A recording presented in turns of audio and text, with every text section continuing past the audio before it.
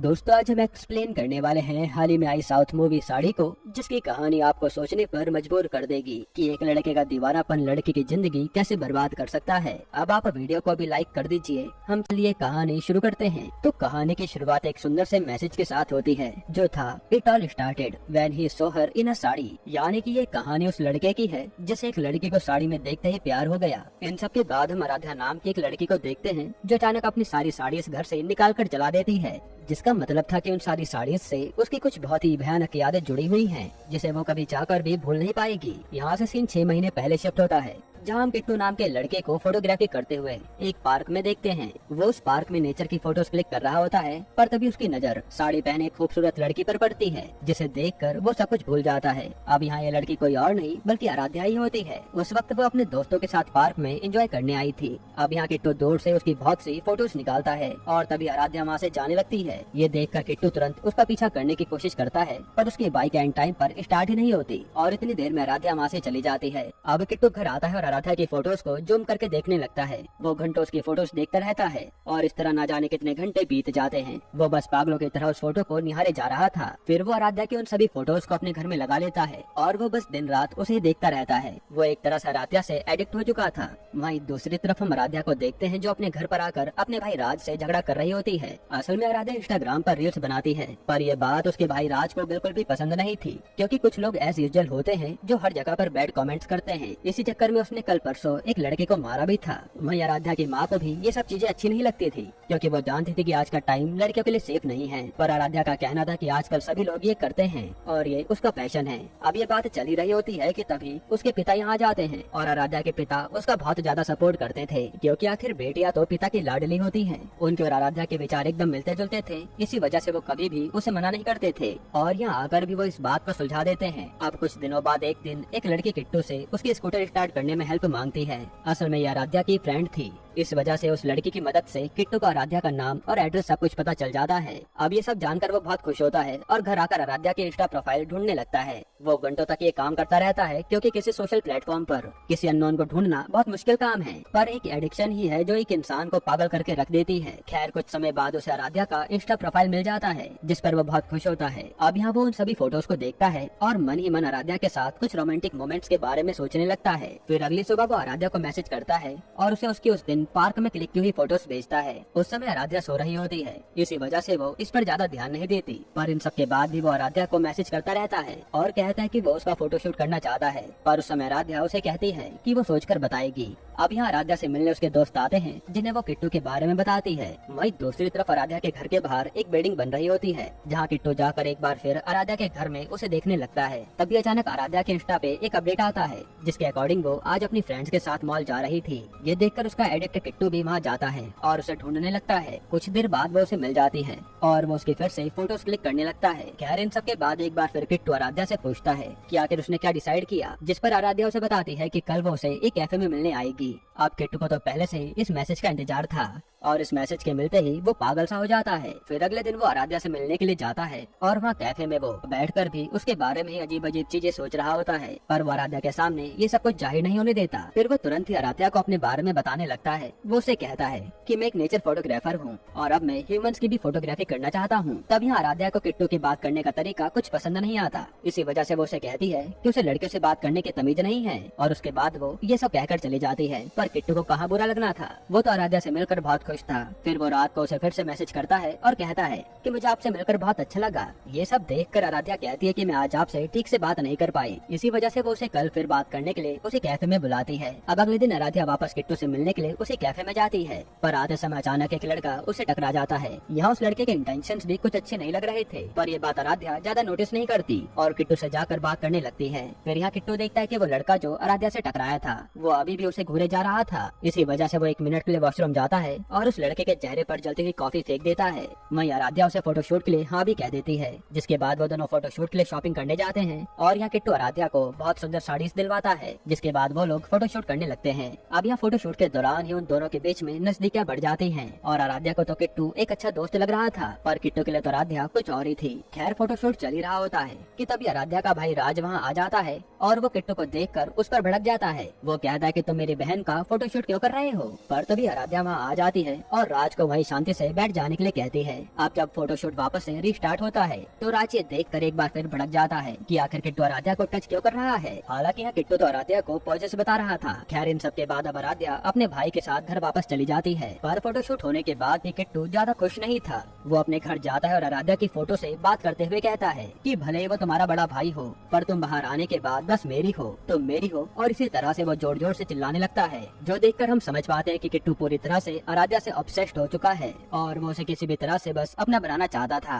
अब अगले दिन आराध्या एक मेले में जाती है और तभी किट्टू उसे उसकी फोटोज बेचने लगता है और ये देखकर आराध्या थोड़ा घबरा जाती है। तभी अचानक किट्टू उसके सामने आ जाता है और वो उससे पूछती है कि आखिर तुम यहाँ क्या कर रहे हो। जिस पर किट्टू कहता है कि कल तुमने ही तो अपनी स्टोरी पर डाला था, इसलिए मैं भी यहाँ आ गया। इसके बाद आराध्या किट्टू से उसके भाई के बिहेवियर के लिए सॉरी कहती है, जिस पर किट्टू उसके भाई के बारे में अनाप शनाप कहने लगता है। अब ये सब कुछ सुनकर आराध्या उसे ही वापस डांटती है। वो कहते कि देखो किट्टू, वो मेरा बड़ा भाई है और वो जो भी कहता है मेरे भलाई के लिए ही कहता है। हम दोनों फोटो शूट के लिए मिले थे और वो काम हो चुका है, इसलिए बेहतर यही होगा कि अब तुम मुझसे ना मिलो और ना ही किसी तरह का कांटेक्ट रखो। अब ये सब कुछ किट्टू को बहुत बुरा लगता है क्योंकि आज आराध्या ने उसे उसके भाई की वजह से डांटा था। फिर अगले दिन आराध्या अपने घर के बाहर शॉपिंग करने के लिए जाती है। तभी किट्टू भेष बदल कर एक बार फिर उसकी फोटोज क्लिक करने लगता है। अब इस बार आराध्या का भाई राज किट्टू को ये सब करते हुए देख लेता है और जाकर उसे मारने लगता है, पर तभी वो ये देखकर हैरान रह जाता है कि ये तो वही फोटोग्राफर है जो उस दिन मिला था। तभी अचानक यहाँ आराध्या ये सब देख कर आती है और वो भी किट्टू का बदला हुआ भेष देख कर हैरान रह जाती है,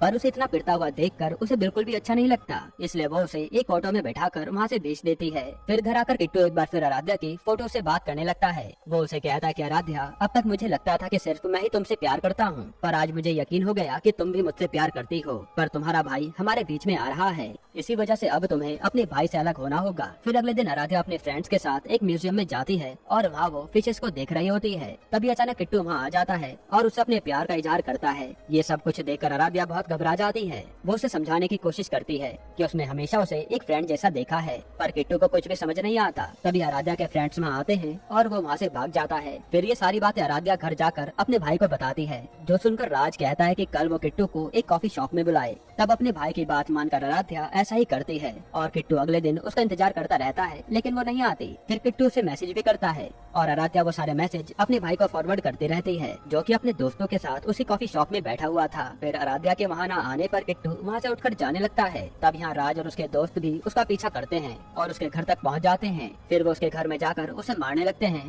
पर तभी यहाँ का नजारा देखकर उनके होश उड़ जाते हैं, क्योंकि वहाँ पर हर तरफ आराध्या की ही फोटो लगी हुई थी। जिसके बाद राज उसे बहुत मारता है और अपनी बहन से दूर रहने के लिए कहता है, पर उसे किट्टू कहता है कि तुम मुझे कभी भी आराध्या से दूर नहीं कर सकते, चाहे तुम मुझे कितना भी मार लो। इन सब के बाद अब आराध्या के घर पर सभी को इस बारे में पता चल जाता है। यहाँ आराध्या के पिता राज को बहुत डांटते हैं, क्योंकि अगर किट्टू को कुछ भी हो जाता तो उसे जेल हो जाती। फिर वो तुरंत पुलिस को इन सब के बारे में इन्फॉर्म करते हैं। तब पुलिस वाले एक जगह से किट्टू को उठवा लेते हैं और उसे खूब मारते हैं। वो उसे कहते हैं कि अगर अब उसने आराध्या का पीछा किया तो वो उसे ऐसा गायब करेंगे कि इसके बाद वो कहीं भी नजर नहीं आएगा। लेकिन यहाँ पर भी किट्टू यही कहता है कि कोई भी मुझे आराध्या से अलग नहीं कर सकता। फिर काफी पिटाई करने के बाद पुलिस उसे छोड़ देती है। यहाँ से जाकर किट्टू फिर से आराध्या को मैसेज करने लगता है और उससे कहता है कि आखिर उसने सब कुछ अपने भाई को क्यों बताया। फिर वो उसे धमकी देता है कि अब अगर उसने आगे कुछ भी किया तो वो उसके भाई के साथ साथ उसके पूरे परिवार को ही मार डालेगा। ये सब देखकर आराध्या और भी ज्यादा घबरा जाती है और किट्टू को वो अपने घर की बालकनी से भी देख रही थी, क्योंकि वो वहीं खड़ा था। खैर इन सब के बाद एक रात को किट्टू आराध्या के घर के डॉग को कुछ खिला देता है और खुद उसके रूम में जाता है जहाँ आराध्या सो रही थी। इसके बाद वो उसकी अलमीरा से कुछ साड़ियाँ निकाल कर भाग जाता है। फिर अगले दिन सभी घर वाले ये देखकर हैरान रह जाते हैं कि उनके घर का डॉग मर चुका है, यानी किट्टू ने उसके डॉग को मार डाला। वहीं दूसरी तरफ किट्टू घर में आराध्या की साड़ी के साथ कुछ अश्लील हरकतें कर रहा था, जिसके बाद दिन ऐसे ही बीतते जाते हैं और एक दिन रात में किट्टू आराध्या को किडनैप कर लेता है। फिर जब आराध्या को होश आता है तो वो बहुत घबरा जाती है,